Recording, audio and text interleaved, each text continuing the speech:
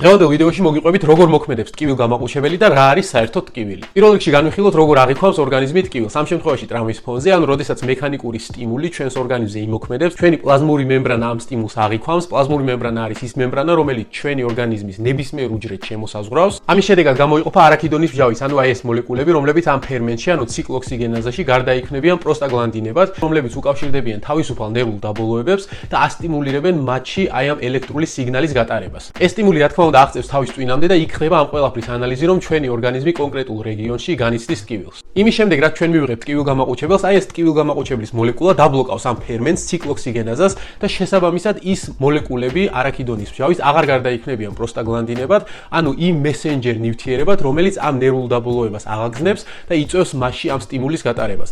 ამის შედეგად კი საბოლოოდ ჩვენი ტვინი ვეღარ აანალიზებს იმ კონკრეტულ ადგილას ტკივილს და ეს ხდება რა თქმა უნდა გენერალიზებულად მთელს ორგანიზმში.